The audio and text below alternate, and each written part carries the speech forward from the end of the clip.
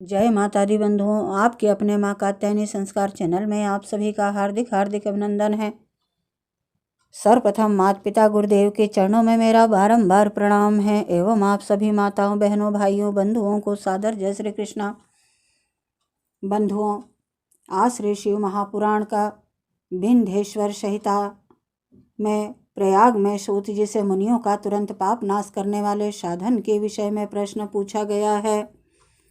इसे शुरू करने से पहले सर्वप्रथम श्री गजानन महाराज की जय। वक्रतुंड महाकाय सूर्यकोटि समप्रभ निर्विघ्नं कुरु मे देव सर्वकार्येषु सर्वदा। सर्वमंगल मांगल्ये शिवे सर्वार्थ साधिके शरणे त्र्यंबके गौरी नारायणी नमोस्तुते। बोल श्री पुराण पुरुषोत्तमाय नमः, श्री गणेशाय नमः, श्री शिव महापुराणाय नमः। बंधुओं, विंध्येश्वर संहिता में प्रयाग में सूत जी से मुनियों का तुरंत पाप नाश करने वाले साधन के विषय में प्रश्न पूछा गया। आद्यंत मंगलम जात समान भाव मौर्यं तमीशमजरामर आत्मदेवं पंचाननं प्रबल पंचविनोदशीलं शंभवाय मनसे शंकरंबिकेशम्। जो आदि और अनंत में तथा मध्य में भी नित्य मंगलमय है, जिनकी समानता अथवा तुलना कहीं भी नहीं है, जो आत्मा के स्वरूप को प्रकाशित करने वाले देवता परमात्मा हैं, जिनके 5 मुख हैं और जो खेल ही खेल में अनायास जगत की रचना पालन और संहार तथा अनुग्रह एवं तिरोभाव रूप से 5 प्रबल कर्म करते रहते हैं, उन सर्वश्रेष्ठ अजर अमर ईश्वर अंबिकापति भगवान शंकर का मैं मन ही मन चिंतन करता हूँ। बोल भगवान शंकर की जय। महाकालेश्वर भगवान की जय। व्यास जी कहते हैं, जो धर्म का महान क्षेत्र है और जहाँ गंगा यमुना का संगम हुआ है, उस परम पूर्णिमय प्रयाग में जो ब्रह्मलोक का मार्ग है, सत्यव्रत में तत्पर रहने वाले महान तेजस्वी महाभाग महात्मा मुनियों ने एक विशाल ज्ञान यज्ञ का आयोजन किया। उस ज्ञान यज्ञ का समाचार सुनकर पौराणिक शिरोमणि शिष्य व्यास जी महामुनि सूत जी वहां मुनियों का दर्शन करने के लिए आए। सूत जी को आते हुए देखकर वे सभी मुनि उस समय हर्ष से खिल उठे और अत्यंत प्रसन्न चित्त से उन्होंने उनका विधिवत सत्कार किया। तत्पश्चात उन प्रसन्न महात्माओं ने उनकी विधि पूर्वक स्तुति करके विनय पूर्वक हाथ जोड़कर उनसे इस प्रकार कहा, हे सर्वज्ञ विद्वान रोमहर्षण जी, आपका भाग्य बड़ा भारी है। इसी से आपने व्यास जी के मुख से अपनी प्रसन्नता के लिए ही संपूर्ण पुराण विद्या प्राप्त की है। इसीलिए आप आश्चर्य स्वरूप कथाओं के भंडार हैं। ठीक उसी तरह जैसे रत्नाकर समुद्र बड़े बड़े सारभूत रत्नों का आगार है, तीनों लोकों में भूत वर्तमान और भविष्य तथा और भी जो कोई वस्तु है, वह आपसे अज्ञात नहीं है। आप हमारे सौभाग्य से इस यज्ञ का दर्शन करने के लिए यहाँ पधार गए हैं और इसी ब्याज से हमारा कुछ कल्याण करने वाले हैं, क्योंकि आपका आगमन निरर्थक नहीं हो सकता। हमने पहले भी आपसे शुभाशुभ तत्व का पूरा पूरा वर्णन सुना है, किंतु उससे तृप्ति नहीं होती। हमें उससे सुनने की बारंबार इच्छा होती है। उत्तम बुद्धि वाले सूत जी, इस समय हमें एक ही बात सुननी है। यदि आपका अनुग्रह हो तो गोपनीय होने पर भी आप उस विषय का वर्णन करें। घोर कलयुग आने पर मनुष्य पुण्य कर्म से दूर रहेंगे, दुराचार में फंस जाएंगे और सब के सब सत्य भाषण से मुंह फेर लेंगे, दूसरों की निंदा में तत्पर होंगे, पराये धन को हड़प लेने की इच्छा करेंगे तथा उनका मन पराई स्त्री में आसक्त होगा और वे दूसरे प्राणियों की हिंसा किया करेंगे। अपने शरीर को ही आत्मा समझेंगे, मूढ़, नास्तिक और पशु बुद्धि रखने वाले होंगे।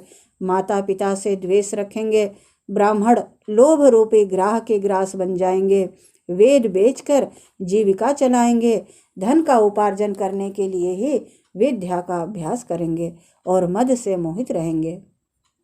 अपनी जाति के कर्म छोड़ देंगे, प्रायः दूसरों को ठगेंगे, तीनों काल की संध्योपासना से दूर रहेंगे और ब्रह्म ज्ञान से सुन्न होंगे। समस्त क्षत्रिय भी स्वधर्म का त्याग करने वाले होंगे, कुसंगी, पापी और व्यभिचारी होंगे। उनमें शौर्य का अभाव होगा, वे कुत्सित चौर्य कर्म से जीविका चलाएंगे, शूद्रों का सा वातावरण करेंगे और उनका चित्त काम का किंकर बना रहेगा। वैश्य, संस्कार भ्रष्ट, स्वधर्म त्यागी, कुमार्गी, धनोपार्जन परायण तथा नाप तोल में अपनी कुत्सित वृत्तिका का परिचय देने वाले होंगे। इसी तरह शूद्र ब्राह्मणों के आचार में तत्पर होंगे, उनकी आकृति उज्जवल होगी, अर्थात वे अपना कर्म धर्म छोड़कर उज्जवल वेशभूषा से विभूषित हो व्यर्थ घूमेंगे। वे स्वभावतः ही अपने धर्म का त्याग करने वाले होंगे और उनके विचार धर्म के प्रतिकूल होंगे।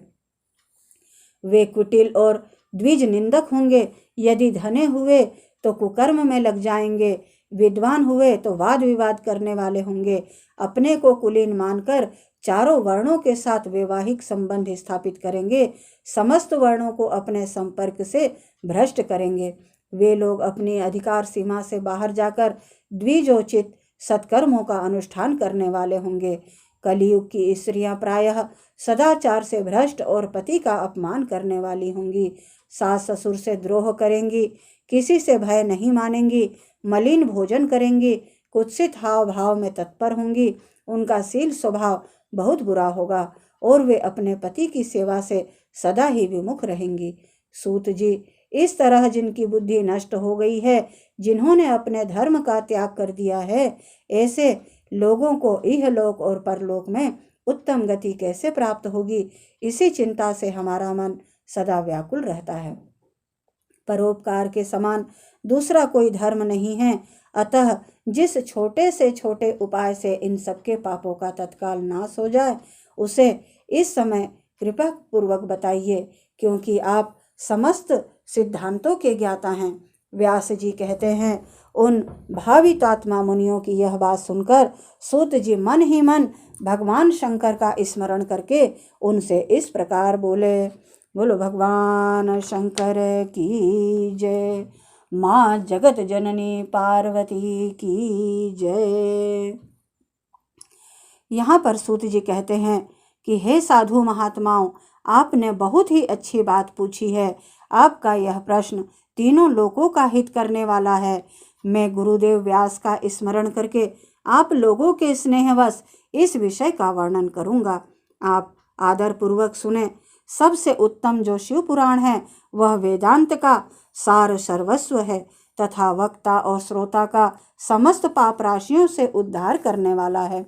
इतना ही नहीं, वह परलोक में परमार्थ वस्तुओं को देने वाला है, कलि की कलमश राशि का विनाश करने वाला है। उसमें भगवान शिव के उत्तम यश का वर्णन है। हे ब्राह्मणों, धर्म अर्थ काम और मोक्ष इन चारों पुरुषार्थों को देने वाला वह पुराण सदा ही अपने प्रभाव की दृष्टि से वृद्धि या विस्तार को प्राप्त हो रहा है। हे विप्रवरों, उस सर्वोत्तम शिव पुराण के अध्ययन मात्र से वे कलयुग के पापाशक्त जीव श्रेष्ठम गति को प्राप्त हो जाएंगे। कलयुग के महान उत्पात तभी तक जगत में निर्भय होकर विचरेंगे जब तक यहाँ शिव पुराण का उदय नहीं होगा। इसे वेद के तुल्य माना गया है। इस वेद कल्प पुराण का सबसे पहले भगवान शिव ने ही प्रणयन किया था। विंध्येश्वर संहिता, रुद्र संहिता, विनायक संहिता, उमा संहिता, मात्र संहिता, एकादश रुद्र संहिता, कैलाश संहिता, शतरुद्र संहिता, कोटि रुद्र संहिता, सहस्र कोटि रुद्र संहिता, वायवीय संहिता तथा धर्म संहिता, इस प्रकार के इस पुराण के 12 भेद या खंड हैं। ये 12 संहिताएं अत्यंत पूर्णमयी मानी गई है।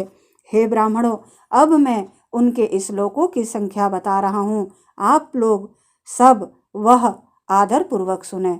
विंध्येश्वर संहिता में 10,000 श्लोक हैं। रुद्र संहिता, विनायक संहिता, उमा संहिता और मातृ संहिता, इनमें से प्रत्येक में 8-8 हजार श्लोक हैं। ब्राह्मणों, एकादश रुद्र संहिता में 13,000, कैलाश संहिता में 6,000, शतरुद्र संहिता में 3,000, कोटि रुद्र संहिता में 9,000, सहस्र कोटि रुद्र संहिता में 11,000, वायवीय संहिता में 4,000 तथा धर्म संहिता में 12,000 श्लोक हैं। इस प्रकार मूल शिव पुराण की श्लोक की संख्या 1,00,000 है, परंतु व्यास जी ने उसे 24,000 श्लोकों में संक्षिप्त कर दिया है। पुराणों की क्रम संख्या के विचार से इस शिव पुराण का स्थान चौथा है। इसमें 7 संहिताएं हैं। पूर्व काल में भगवान शिव ने श्लोक संख्या की दृष्टि से 100 करोड़ श्लोकों का एक ही पुराण ग्रंथ ग्रथित किया था। सृष्टि के आदि में निर्मित हुआ वह पुराण साहित्य अत्यंत विस्तृत था।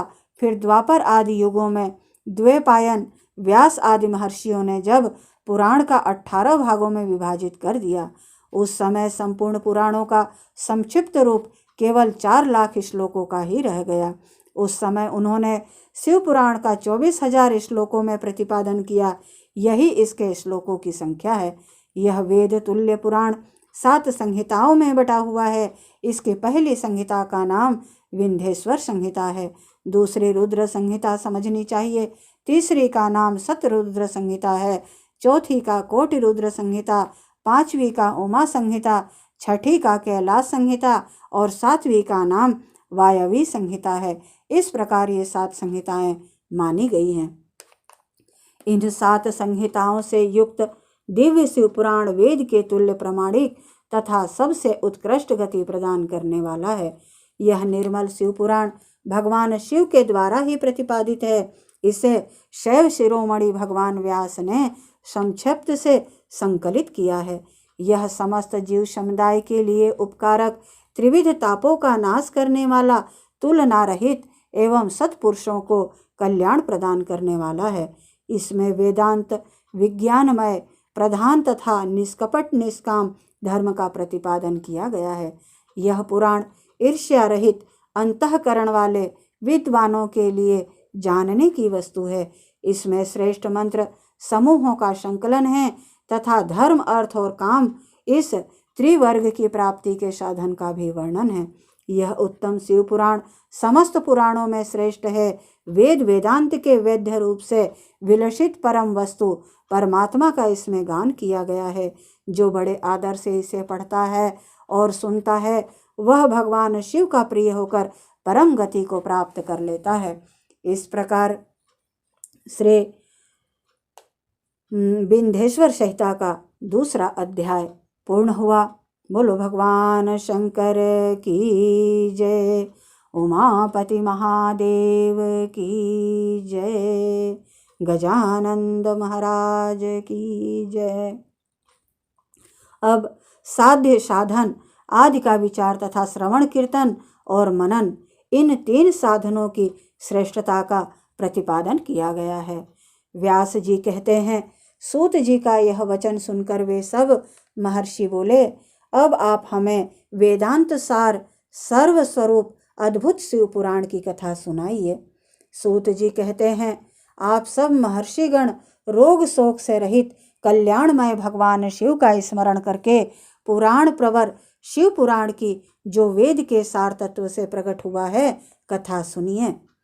शिव पुराण में भक्ति, ज्ञान और वैराग्य, इन तीनों का प्रीतिपूर्वक गान किया गया है और वेदांत, वैद्य, सद्वस्तु का विशेष रूप से वर्णन है।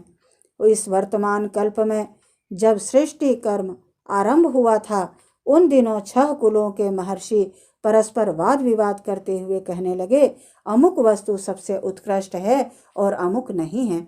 उनके इस विवाद ने अत्यंत महान रूप धारण कर लिया।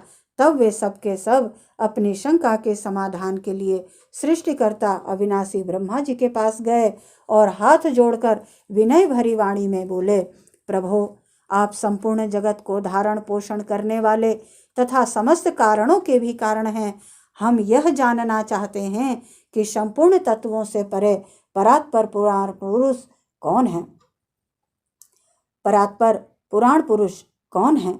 ब्रह्मा जी ने कहा, जहाँ से मन सहित वाणी उन्हें न पाकर लौट आती है तथा जिनसे ब्रह्मा विष्णु रुद्र और इंद्र आदि से युक्त यह संपूर्ण जगत समस्त भूतों एवं इंद्रियों के साथ पहले प्रकट हुआ है, वे ही ये देव महादेव सर्वज्ञ एवं संपूर्ण जगत के स्वामी हैं।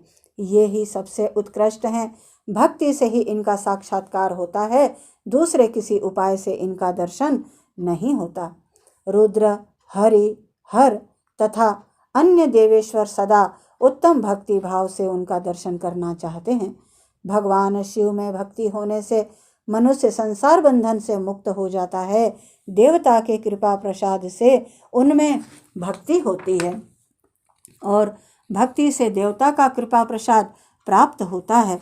ठीक उसी तरह जैसे यहाँ अंकुर से बीज और बीज से अंकुर पैदा होता है, इसलिए तुम सब ब्रह्मर्षि भगवान शंकर का कृपा प्रसाद प्राप्त करने के लिए भूतल पर जाकर वहाँ सहस्रों वर्षों तक चालू रहने वाले एक विशाल यज्ञ का आयोजन करो।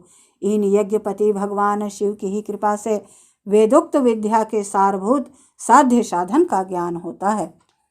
शिवपद की प्राप्ति ही साध्य है, उनकी सेवा ही साधन है तथा उनके प्रसाद से जो नित्य नैमित्तिक आदि फलों की ओर से निष्प्रह होता है वही साधक है। वेदोक्त कर्म का अनुष्ठान करके उसके महान फल को भगवान शिव के चरणों में समर्पित कर देना ही परमेश्वर पद की प्राप्ति है। वही सालोक्य आदि के क्रम से प्राप्त होने वाली मुक्ति है। उन पुरुषों की भक्ति के अनुसार उन सबको उत्कृष्ट फल की प्राप्ति होती है। उस भक्ति के साधन अनेक प्रकार के हैं जिनका साक्षात महेश्वर ने ही प्रतिपादन किया है। उनमें से सारभूत साधन को संक्षिप्त करके मैं बता रहा हूँ। कान से भगवान के नाम गुण और लीलाओं का श्रवण करना, वाणी द्वारा उनका कीर्तन तथा मन के द्वारा उनका मनन, इन तीनों को महान साधन कहा गया है। तात्पर्य यह है कि महेश्वर का श्रवण कीर्तन और मनन करना चाहिए। यह श्रुति का वाक्य हम सब के लिए प्रमाणभूत है। इसी साधन से संपूर्ण मनोरथों की सिद्धि में लगे हुए आप लोग परम साध्य को प्राप्त हों। लोग प्रत्यक्ष वस्तु को आँख से देखकर उनमें प्रवृत्त होते हैं, परंतु जिस वस्तु का कहीं भी प्रत्यक्ष दर्शन नहीं होता उसे श्रवणेन्द्रिय द्वारा ज्ञान जान सुनकर मनुष्य उसकी प्राप्ति के लिए चेष्टा करता है। अतः पहला साधन श्रवण ही है। उसके द्वारा ही गुरु के मुख से तत्व को सुनकर श्रेष्ठ बुद्धि वाला विद्वान पुरुष अन्य साधन कीर्तन एवं मनन की सिद्धि करे।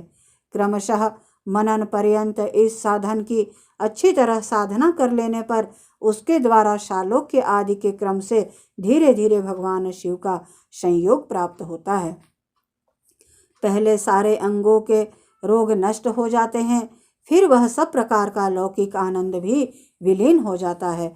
भगवान शंकर की पूजा, उनके नामों के जप तथा उनके गुण रूप विलास और नामों का युक्ति परायण चित्त के द्वारा जो निरंतर परिशोधन या चिंतन होता है उसी को मनन कहा गया है। वह महेश्वर की कृपा दृष्टि से उपलब्ध होता है। उसे समस्त श्रेष्ठ साधनों में प्रधान या प्रमुख कहा गया है। सूत जी कहते हैं, हे मुनीश्वरों, इस साधन का महात्म बतलाने के प्रसंग में मैं आप लोगों के लिए एक प्राचीन वृतांत का वर्णन करूंगा। उसे ध्यान देकर आप सुने।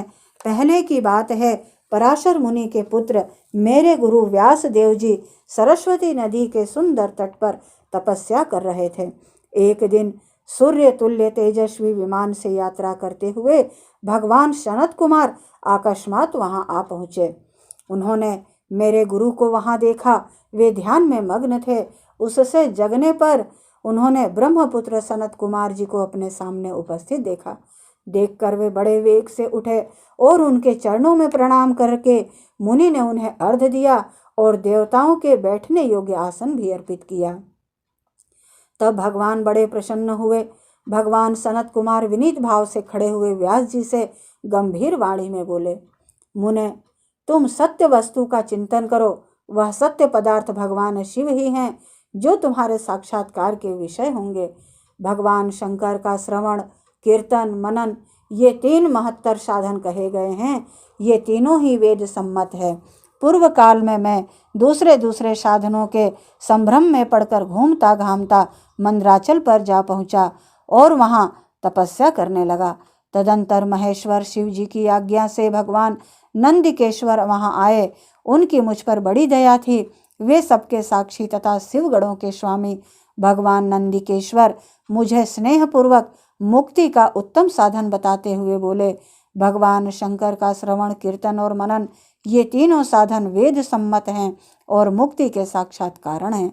यह बात स्वयं भगवान शिव ने मुझसे कही है।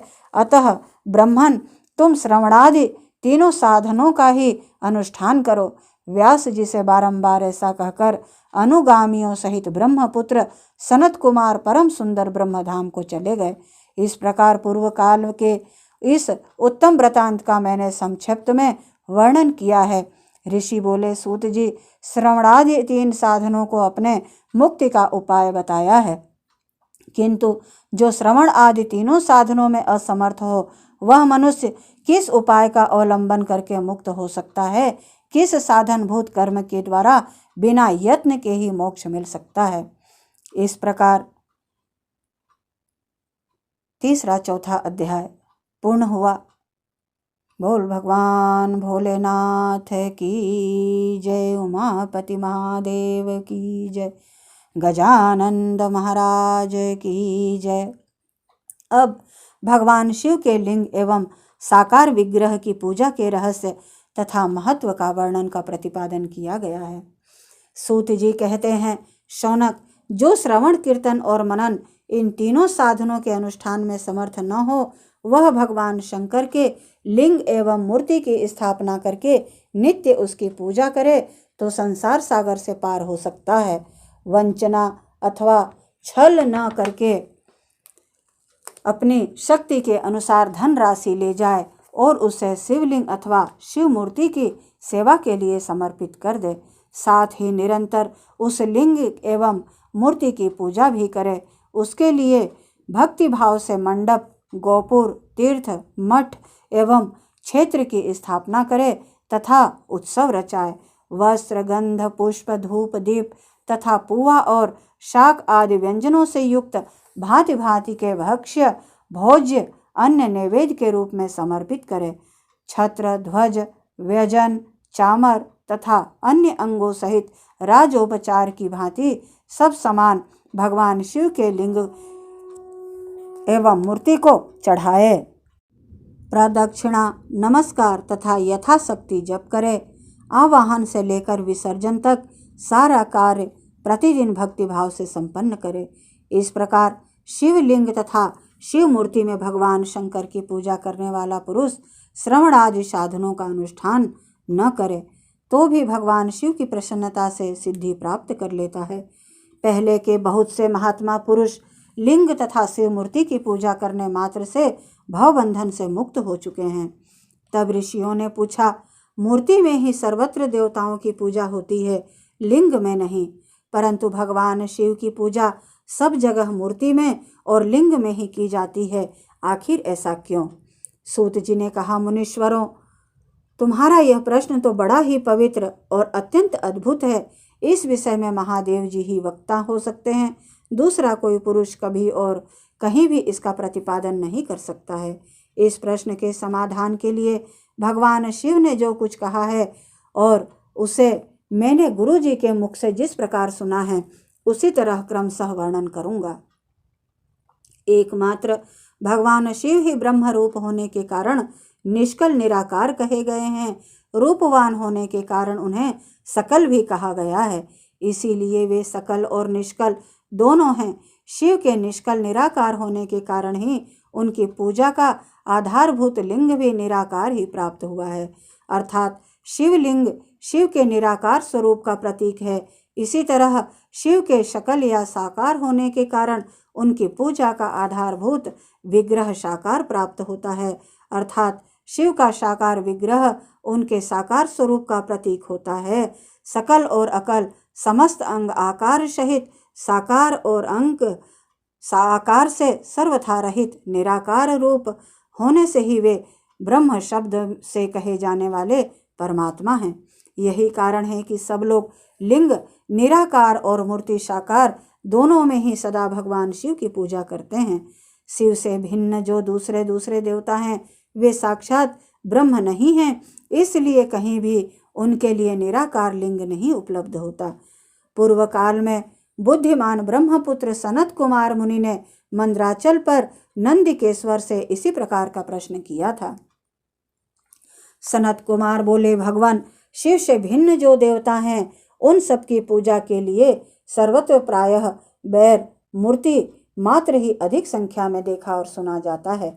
केवल भगवान शिव की ही पूजा में लिंग और बैर दोनों का उपयोग देखने में आता है। अतः कल्याणमय नंदिकेश्वर, इस विषय में जो तत्व की बात हो उसे मुझे इस प्रकार बतलाइए जिससे अच्छी तरह मुझे समझ में आ जाए।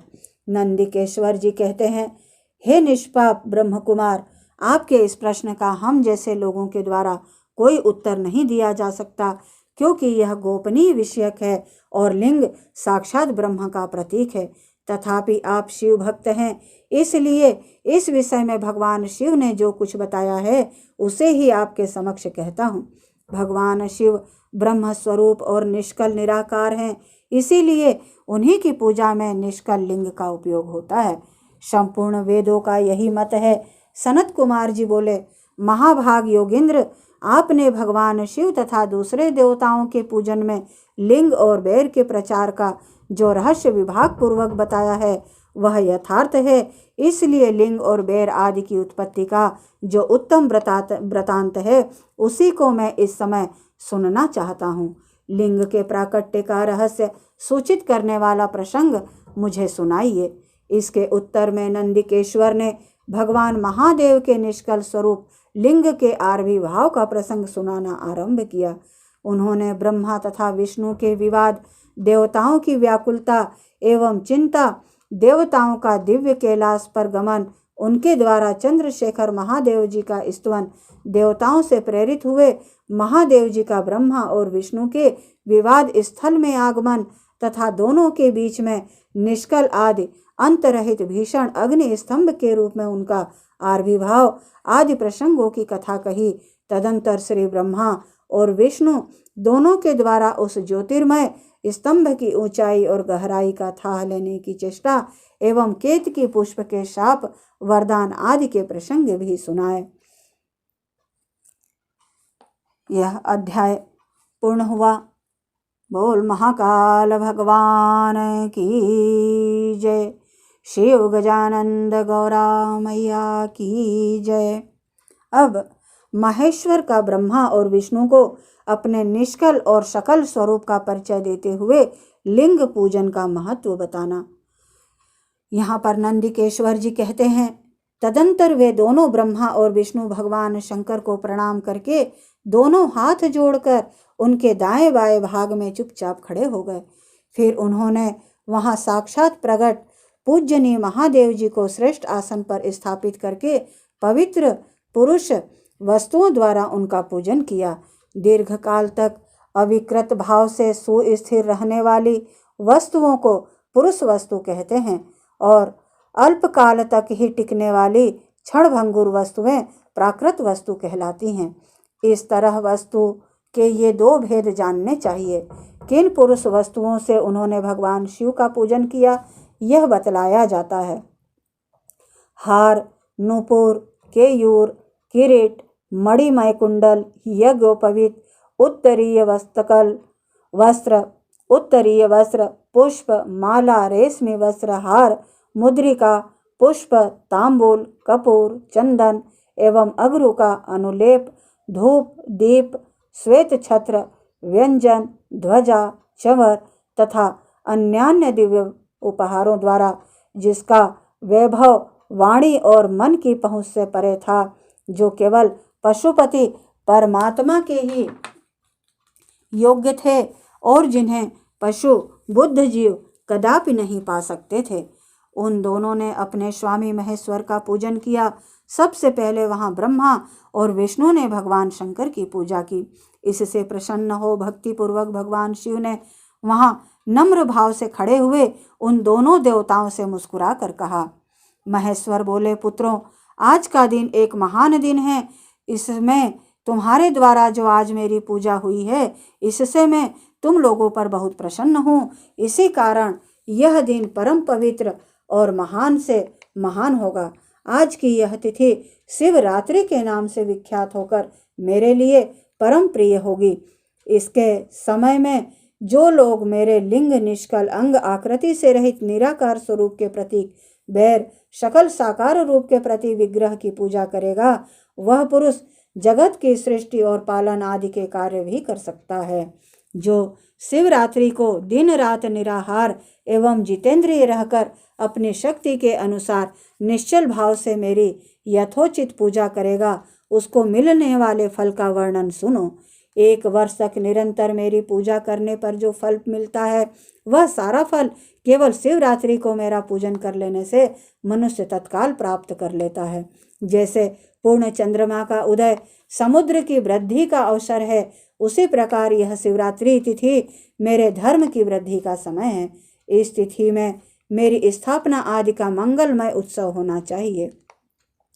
पहले में जब ज्योतिर्मय स्वरूप रूप स्तंभ रूप से प्रकट हुआ था, वह समय मार्गशीर्ष मास में आर्द्रा नक्षत्र से युक्त पूर्णमासी या प्रतिपदा है। जो पुरुष मार्गशीर्ष मास में आर्द्रा नक्षत्र होने पर पार्वती सहित मेरा दर्शन करता है अथवा मेरी मूर्ति या लिंग की ही झांकी करता है, वह मेरे लिए कार्तिकेय से भी अधिक प्रिय है। उस शुभ दिन को मेरे दर्शन मात्र से पूरा फल प्राप्त होता है। यदि दर्शन के साथ साथ मेरा पूजन भी किया जाए तो इतना अधिक फल प्राप्त होता है कि उसका वाणी द्वारा वर्णन नहीं हो सकता। वहां पर मैं लिंग रूप से प्रकट होकर बहुत बड़ा हो गया, अतः उस लिंग के कारण यह भूतल लिंग स्थान के नाम से प्रसिद्ध हुआ। जगत के लोग इसका दर्शन और पूजन कर सकें, इसके लिए यह अनादि और अनंत ज्योति स्तंभ अथवा ज्योतिर्मय लिंग अत्यंत छोटा हो जाएगा। यह लिंग सब प्रकार के भोग सुलभ कराने वाला तथा भोग और मोक्ष का एकमात्र साधन है। इसका दर्शन, स्पर्श और ध्यान किया जाए तो यह प्राणियों को जन्म और मृत्यु के कष्ट से छुड़ाने वाला है। अग्नि के पहाड़ जैसा जो यह शिवलिंग यहाँ प्रकट हुआ है, इसके कारण यह स्थान अरुणाचल नाम से प्रसिद्ध होगा। यहाँ अनेक प्रकार के बड़े बड़े तीर्थ प्रकट होंगे। इस स्थान में निवास करने वाला या मरने वाले जीवों का मोक्ष तक हो जाएगा। मेरे 2 रूप हैं, सकल और निष्कल। दूसरे किसी के ऐसे रूप नहीं हैं। पहले मैं स्तंभ रूप से प्रकट हुआ, फिर अपने साक्षात रूप से ब्रह्म भाव मेरा निष्कल रूप है और माहेश्वर भाव सकल रूप। ये दोनों मेरे ही सिद्ध रूप हैं। मैं ही पर ब्रह्म परमात्मा हूँ। कला युक्त और अकल मेरे ही स्वरूप हैं।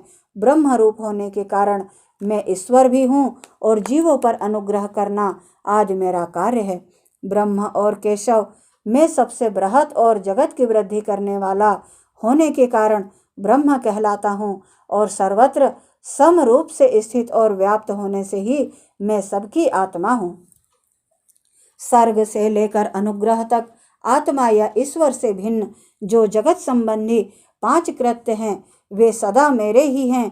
मेरे अतिरिक्त दूसरे किसी के नहीं हैं, क्योंकि मैं ही सबका ईश्वर हूँ। पहले मेरी ब्रह्म रूपता का बोध कराने के लिए निष्कल लिंग प्रकट हुआ था, फिर अज्ञात ईश्वर तत्व का साक्षात्कार कराने के निमित्त मैं साक्षात जगदीश्वर ही सकल रूप में तत्काल प्रकट हो गया। अतः मुझ में जो ईश तत्व है उसे ही मेरा सकल रूप जानना चाहिए, तथा जो यह मेरा निष्कल स्तंभ है वह मेरे ब्रह्म स्वरूप का बोध कराने वाला है। यह मेरा ही लिंग चिन्ह है। तुम दोनों प्रतिदिन यहाँ रहकर इसका पूजन करो। यह मेरा ही स्वरूप है और मेरे सामीप्य की प्राप्ति कराने वाला है। लिंग और लिंगी में नित्य अभेद होने के कारण मेरे इस लिंग का महान पुरुषों को भी पूजन करना चाहिए। मेरे एक लिंग की स्थापना करने का यह फल बताया गया है कि उपासक को मेरी समानता की प्राप्ति हो जाती है। यदि एक के बाद दूसरे शिवलिंग की भी स्थापना कर दी गई, तब तो उपासक को फल स्वरूप मेरे साथ एक तत्व सायुज्य मोक्ष रूप फल प्राप्त होता है। प्रधानतया शिवलिंग की ही स्थापना करनी चाहिए। मूर्ति की स्थापना उसकी अपेक्षा गौण कर्म है। शिवलिंग के अभाव में सब ओर से सवेर मूर्ति युक्त होने पर भी वह स्थान क्षेत्र नहीं कहलाता। इस प्रकार भगवान भोलेनाथ का लिंग स्वरूप वर्णन पूर्ण हुआ। बोल महाकाल भगवान की जय। शिव गजानंद गौरा मैया की जय। अब यहाँ पर 5 कृत्यों का प्रतिपादन, प्रणव एवं पंचाक्षर मंत्र की महत्ता, ब्रह्मा विष्णु द्वारा भगवान शिव की स्तुति तथा उनका अंतर्ध्यान होने के बारे में बताया गया है। ब्रह्मा जी और विष्णु जी ने पूछा, प्रभो, सृष्टि आदि 5 कृत्यों के लक्षण क्या हैं? हम दोनों को बतलाइए। भगवान शिव बोले, मेरे कर्तव्यों को समझना अत्यंत गहन है, तथापि कृपया पूर्वक तुम्हें उनके विषय में बतला रहा हूँ। ब्रह्मा और अच्युत सृष्टि, पालन, संहार, तिरोभाव और अनुग्रह हैं। ये 5 ही मेरे जगत संबंधी कार्य हैं जो नित्य सिद्ध हैं। संसार की रचना का जो आरंभ है उसी को सर्ग या सृष्टि कहते हैं। मुझसे पालित होकर सृष्टि का सुस्थिर रूप से रहना ही उसकी स्थिति है। उसका विनाश ही संहार है। प्राणियों के उत्क्रमण को तिरोभाव कहते हैं। इन सब से छुटकारा मिल जाना ही मेरा अनुग्रह है। इस प्रकार मेरे 5 कृत्य हैं। सृष्टि आदि जो 4 कृत्य हैं वे संसार का विस्तार करने वाले हैं। 5वां कृत्य अनुग्रह मोक्ष का हेतु है। वह सदा मुझ में ही अचल भाव से स्थित रहता है। मेरे भक्तजन इन 5 कृत्यों को 5 भूतों में देखते हैं। सृष्टि भूतल में, स्थिति जल में, संहार अग्नि में, तिरोभाव वायु में और अनुग्रह आकाश में स्थित है। पृथ्वी के सबकी दृष्टि, पृथ्वी से सबकी सृष्टि होती है। जल से सबकी वृद्धि एवं जीवन रक्षा होती है। आग सबको जला देती है। वायु सबको एक स्थान से दूसरे स्थान को ले जाती है और आकाश सबको अनुग्रहित करता है। विद्वान पुरुषों को यह विषय इसी रूप में जानना चाहिए। इन 5 कृत्यों का भार वहन करने के लिए ही मेरे 5 मुख हैं। 4 दिशाओं में 4 मुख हैं और इनके बीच में 5वां मुख है। पुत्रों, तुम दोनों ने तपस्या करके प्रसन्न हुए मुझ परमेश्वर से सृष्टि और स्थिति नामक 2 कृत्य प्राप्त किए हैं। ये दोनों तुम्हें बहुत प्रिय हैं। इसी प्रकार मेरी विभूति स्वरूप रुद्र और महेश्वर में 2 अन्य उत्तम कृत्य, संहार और तिरोभाव मुझसे प्राप्त किए हैं। परंतु अनुग्रह नामक कृत्य दूसरा कोई नहीं पा सकता। रुद्र और महेश्वर अपने कर्म को भूले नहीं हैं, इसलिए मैंने उनके लिए अपनी समता प्रदान की है। वे रूप, वेश, कृत्य, वाहन, आसन और आयुध आदि में मेरे समान ही हैं। मैंने पूर्व काल में अपने सारभूत मंत्र का उपदेश किया है जो ओंकार के रूप में प्रसिद्ध है। वह महामंगलकारी मंत्र है। सबसे पहले मेरे मुख से ओंकार ओम प्रकट हुआ जो मेरे स्वरूप का बोध कराने वाला है। ओंकार वाचक और वाच्य मैं हूँ। यह मंत्र मेरा ही स्वरूप है। प्रतिदिन ओंकार का निरंतर स्मरण करने से सदा मेरा ही स्मरण होता है। मेरे उत्तरवर्ती मुख से अकार का, पश्चिम मुख से उकार का, दक्षिण मुख से मकार का, पूर्ववर्ती मुख से बिंदु का तथा मध्यवर्ती मुख से नाद का प्राकट्य हुआ। इस प्रकार 5 अवयवों से युक्त ओंकार का विस्तार हुआ है। इन सभी अवयवों से एक भूत होकर के वह प्रणव ओम नामक एक अक्षर हो गया। यह नाम रूपात्मक सारा जगत तथा वेद उत्पन्न स्त्री पुरुष वर्ग रूप दोनों कुल इस प्रणव मंत्र से व्याप्त हैं। यह मंत्र शिव और शक्ति दोनों का बोधक है। इसी से पंचाक्षर मंत्र की उत्पत्ति हुई है जो मेरे सकल रूप का बोधक है और अकारादि क्रम से और मकारादि क्रम से क्रमशः प्रकाश में आया है।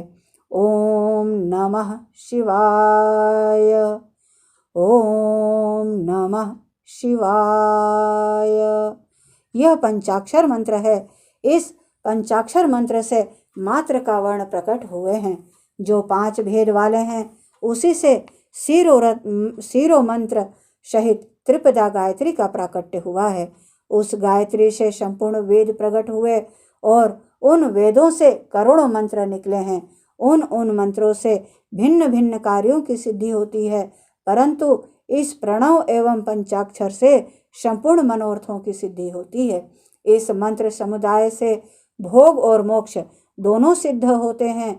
मेरे सकल स्वरूप से संबंध रखने वाले सभी मंत्रराज साक्षात भोग प्रदान करने वाले और शुभ कारक मोक्ष प्रद हैं।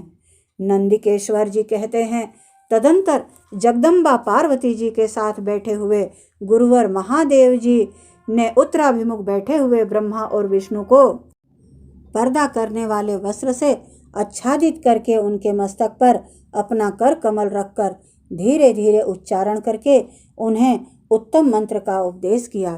मंत्र तंत्र में बताई हुई विधि के पालन पूर्वक 3 बार मंत्र का उच्चारण करके भगवान शिव ने उन दोनों शिष्यों को मंत्र की दीक्षा दी। फिर उन शिष्यों ने गुरु दक्षिणा के रूप में अपने आप को ही समर्पित कर दिया और दोनों हाथ जोड़कर उनके समीप खड़े हो उन देवेश्वर जगत गुरु का स्तवन किया। ब्रह्मा और विष्णु बोले, प्रभो आप निष्कल रूप हैं, आपको नमस्कार है। आप निष्कल तेज से प्रकाशित होते हैं, आपको नमस्कार है। आप सबके स्वामी हैं, आपको नमस्कार है। आप सर्वात्मा को नमस्कार है। आप सकल स्वरूप, आप महेश्वर को नमस्कार है। आप प्रणव के वाच्यार्थ हैं, आपको नमस्कार है। आप प्रणव लिंग वाले हैं, आपको नमस्कार है। सृष्टि पालन संहार तिरोभाव और अनुग्रह करने वाले, आपको नमस्कार है। आपके 5 मुख हैं, आप परमेश्वर को नमस्कार है। पंच ब्रह्म स्वरूप 5 कृत्य करने वाले, आपको नमस्कार है। आप सबके आत्मा हैं, ब्रह्म हैं। आपके गुण और शक्तियाँ अनंत हैं, आपको नमस्कार है। आपके सकल और निष्कल 2 रूप हैं। आप सद्गुरु एवं शंभु हैं, आपको नमस्कार है। इन पद्यों के द्वारा अपने गुरु महेश्वर की स्तुति करके ब्रह्मा और विष्णु ने उनके चरणों में प्रणाम किया। महेश्वर बोले, आर्द्रा नक्षत्र से युक्त चतुर्दशी को प्रणव का जप किया जाए तो वह अक्षय फल देने वाला होता है। सूर्य की संक्रांति से युक्त महा आर्द्रा नक्षत्र में एक बार किया हुआ प्रणव जप कोटि गुने जप का फल देता है।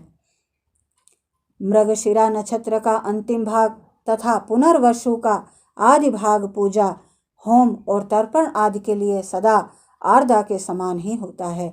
यह जानना चाहिए, मेरा या मेरे लिंग का दर्शन प्रभात काल में ही प्रातः और संगव मध्याह्न के पूर्व काल में करना चाहिए। मेरे दर्शन पूजन के लिए चतुर्दशी तिथि निशिथ व्यापनी अथवा प्रदोष व्यापनी लेनी चाहिए, क्योंकि परवर्तनी तिथि से संयुक्त चतुर्दशी की ही प्रशंसा की जाती है। पूजा करने वालों के लिए मेरी मूर्ति तथा लिंग दोनों समान हैं, फिर भी मूर्ति की अपेक्षा लिंग का स्थान ऊंचा है। इसलिए मुमुक्षु पुरुषों को चाहिए कि वे बैर मूर्ति से भी श्रेष्ठ समझकर लिंग का ही पूजन करें। लिंग ओमकार मंत्र से और बैर का पंचाक्षर मंत्र से पूजन करना चाहिए। शिवलिंग की स्वयं ही स्थापना करके अथवा दूसरों से भी स्थापना करवाकर उत्तम द्रव्यमय उपचारों से पूजा करनी चाहिए। इससे मेरा पद सुलभ हो जाता है।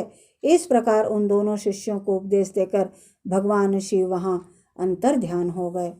बोल महाकाल भगवान की जय। उमापति महादेव की जय। रमापति रामचंद्र भगवान की जय।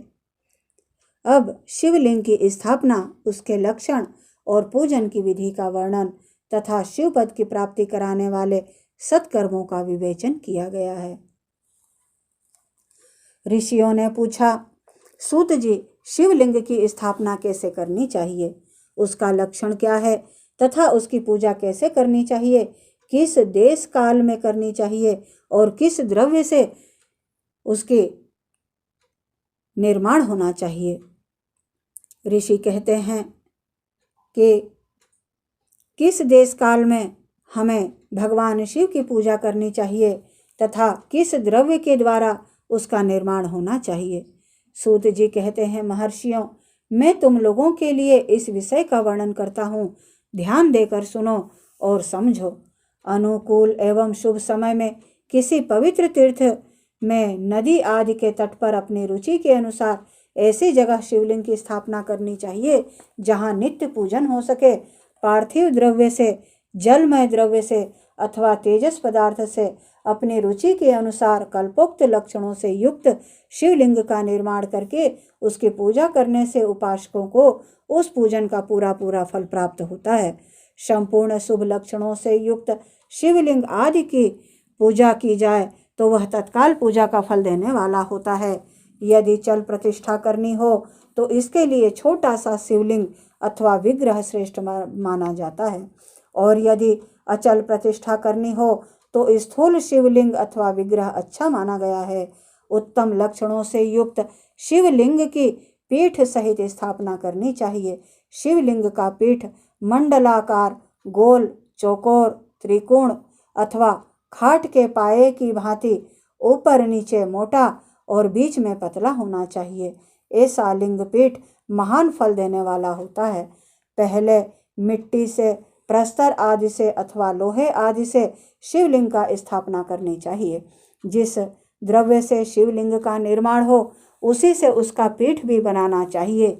यही स्थावर अचल प्रतिष्ठा वाले शिवलिंग की विशेष बात है। चल प्रतिष्ठा वाले शिवलिंग में भी लिंग और पीठ का एक ही उपादान होना चाहिए, किंतु बाण लिंग के लिए यह नियम नहीं है। लिंग की लंबाई निर्माणकर्ता या स्थापना करने वाले यजमान के 12 अंगुल के बराबर होनी चाहिए। ऐसे ही शिवलिंग को उत्तम कहा गया है। इससे कम लंबाई हो तो फल में कमी आ जाती है, अधिक हो तो कोई दोष की बात नहीं है। चर लिंग में भी वैसा ही नियम है। उसकी लंबाई कम से कम कर्ता के 1 अंगुल के बराबर होनी चाहिए। उससे छोटा होने पर अल्प फल मिलता है, किंतु उससे अधिक होना दोष की बात नहीं है। यजमान को चाहिए कि वह शिल्प शास्त्र के अनुसार एक विमान या देवालय बनवाए जो देवगणों की मूर्तियों से अलंकृत हो। उसका गर्भगृह बहुत ही सुंदर, सुदृढ़ और दर्पण के समान स्वच्छ हो। उसे 9 प्रकार के रत्नों से विभूषित किया गया हो। उसमें पूर्व और पश्चिम दिशा में 2 मुख्य द्वार हों।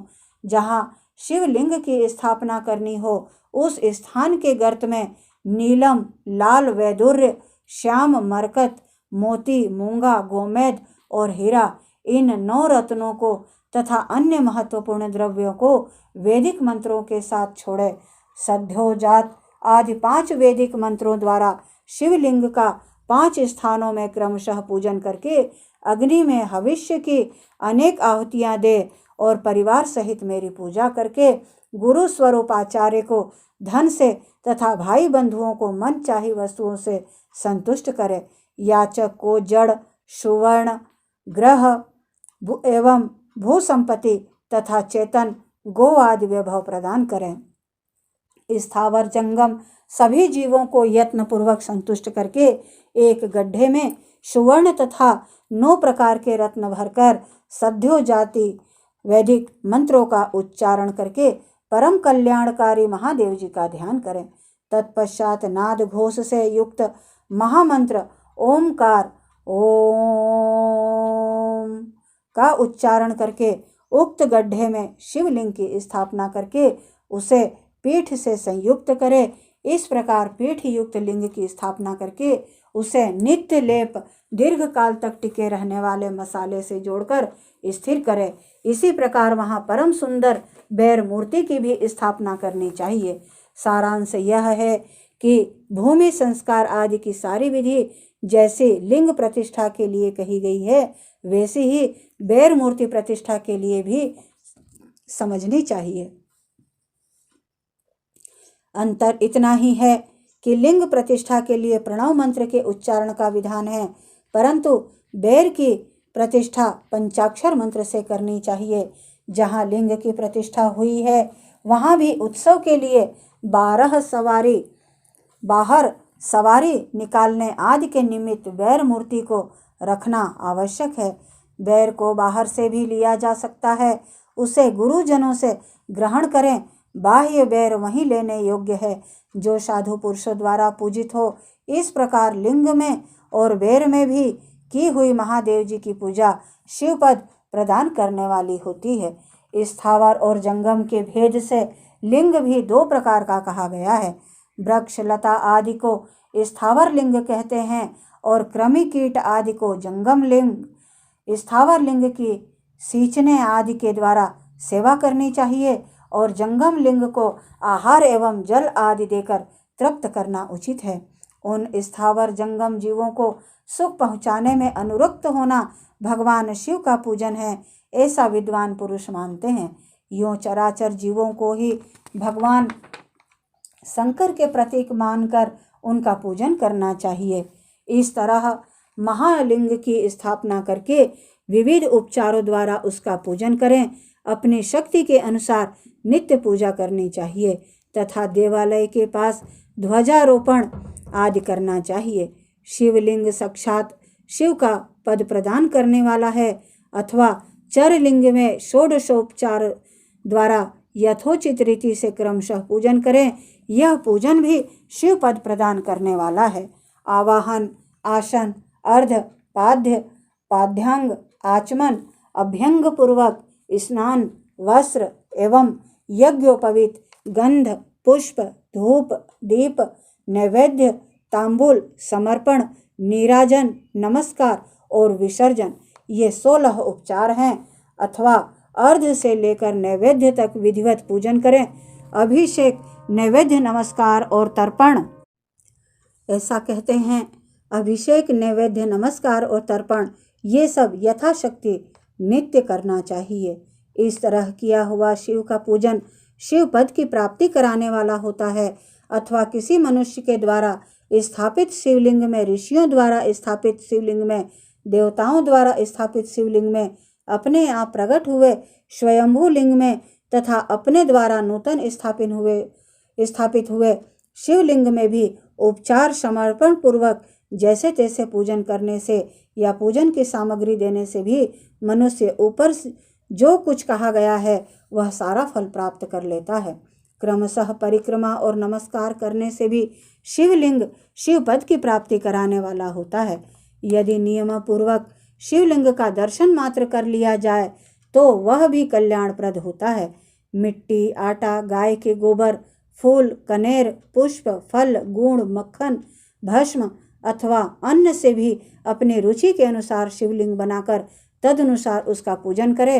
अथवा प्रतिदिन 10,000 प्रणव मंत्र का जप करे अथवा दोनों संध्या कालों में के समय 1-1 सहस्र प्रणव का जप किया करे।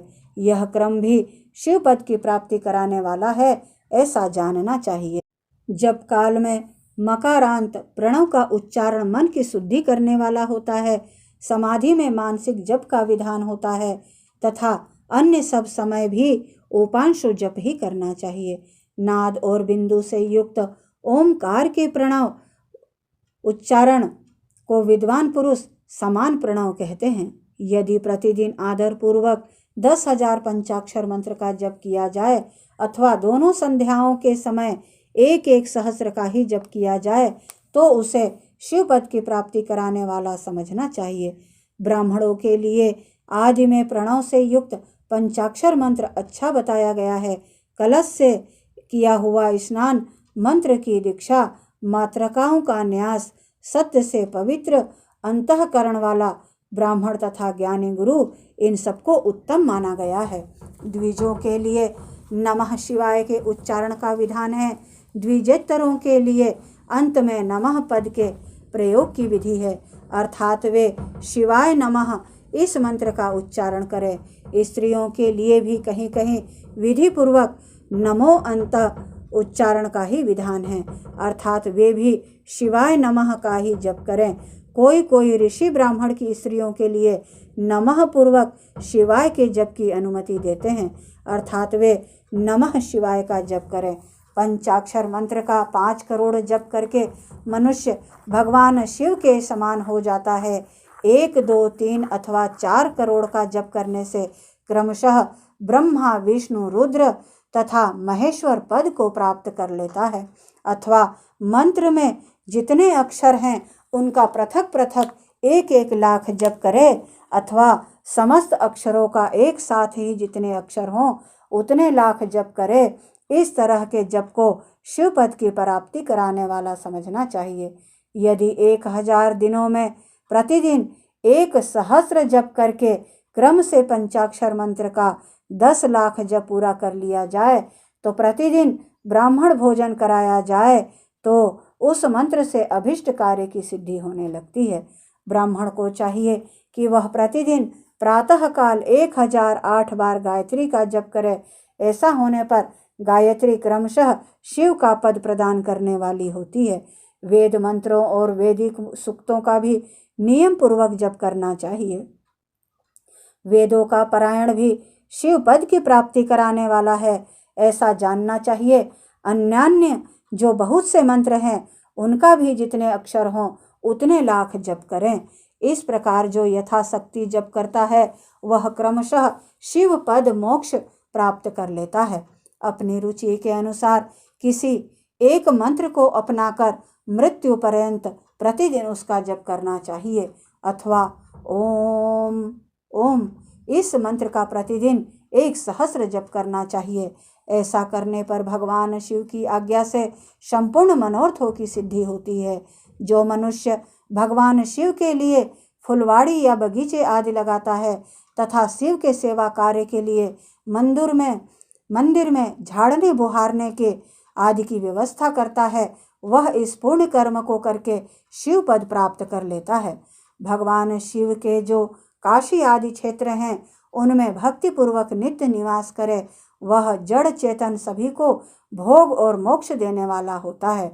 अतः विद्वान पुरुष को भगवान शिव के क्षेत्र में आमरण निवास करना चाहिए। पुण्य क्षेत्र में स्थित बावड़ी, कुआं और पोखरे आदि को शिव गंगा समझना चाहिए। भगवान शिव का ऐसा ही वचन है, वहाँ स्नान, दान और जप करके मनुष्य भगवान शिव को प्राप्त कर लेता है। अतः मृत्यु पर्यंत शिव के क्षेत्र का आश्रय लेकर रहना चाहिए। जो शिव के क्षेत्र में अपने किसी मृत संबंधी का दाह, दशाह, मासिक श्राद्ध, सपिंडीकरण अथवा वार्षिक श्राद्ध करता है, अथवा कभी भी शिव के क्षेत्र में अपने पितरों को पिंड दान देता है, वह तत्काल सब पापों से मुक्त हो जाता है और अंत में शिव पद पाता है। अथवा शिव के क्षेत्र में 7, 5, 3 या एक ही रात निवास कर ले। ऐसा करने से भी क्रमशः शिव पद की प्राप्ति होती है। लोक में अपने अपने वर्ण के अनुरूप सदाचार का पालन करने से भी मनुष्य शिव पद को प्राप्त कर लेता है। वर्णानुकूल आचरण से तथा भक्ति भाव से वह अपने सत्कर्म का अतिशय फल पाता है। कामना पूर्वक किए हुए अपने कर्म के अभिष्ट फल को शीघ्र ही पा लेता है। निष्काम भाव से किया हुआ सारा कर्म साक्षात शिव पद की प्राप्ति कराने वाला होता है। दिन के 3 विभाग होते हैं, प्रातः, मध्याह्न और सायाह्न। इन तीनों में क्रमशः एक एक प्रकार के कर्म का संपादन किया जाता है। प्रातःकाल को शास्त्र विहित नित्य कर्म के अनुष्ठान का समय जानना चाहिए। मध्याह्न काल सकाम कर्म के लिए उपयोगी है तथा सायंकाल शांति कर्म के लिए उपयुक्त है, ऐसा जानना चाहिए। इसी प्रकार रात्रि में भी समय का विभाजन किया गया है। रात के 4 प्रहरों में से जो बीच के 2 प्रहर हैं उन्हें निशीथ काल कहा गया है। विशेषतः उसी काल में की हुई भगवान शिव की पूजा अभीष्ट फल को देने वाली होती है। ऐसा जानकर कर्म करने वाला मनुष्य यथोक्त फल का भागी होता है। विशेषतः कलयुग में कर्म से ही फल की सिद्धि होती है। अपने अपने अधिकार के अनुसार ऊपर कहे गए किसी भी कर्म के द्वारा शिव आराधन करने वाला पुरुष यदि सदाचारी है और पाप से डरता है तो वह उन कर्मों को पूरा फल अवश्य प्राप्त कर लेता है। ऋषियों ने कहा, सूत जी, पुण्य क्षेत्र कौन कौन से हैं जिनका आश्रय लेकर सभी स्त्री पुरुष शिव पद प्राप्त कर लें, यह हमसे संक्षिप्त में बताइए। इस प्रकार 11वां अध्याय पूर्ण हुआ। बोल श्री महाकाल भगवान की जय। अम्बे मात की जय। शिव गजानंद गौरा मैया की जय। श्री राम दरबार की जय। अब अगले वीडियो में मोक्षदायक पुण्य क्षेत्रों का वर्णन, काल विशेष में विभिन्न नदियों के जल में स्नान के उत्तम फल का निर्देश तथा तीर्थों में पाप से बचे रहने की चेतावनी आदि का विस्तार पूर्वक वर्णन होगा। तब तक के लिए जय श्री कृष्णा, जय माता दी बंधुओं। यदि मेरा यह प्रयास आपको अच्छा लगे तो प्लीज़ लाइक, शेयर व सब्सक्राइब अवश्य करें तथा आपसे संबंधित जो भी लोग हों उन्हें भी यह शिव पुराण की कथा सुनाने का प्रयत्न करें। जय माता दी बंधुओं, जय श्री महाकाल, श्री शिव महापुराण की जय।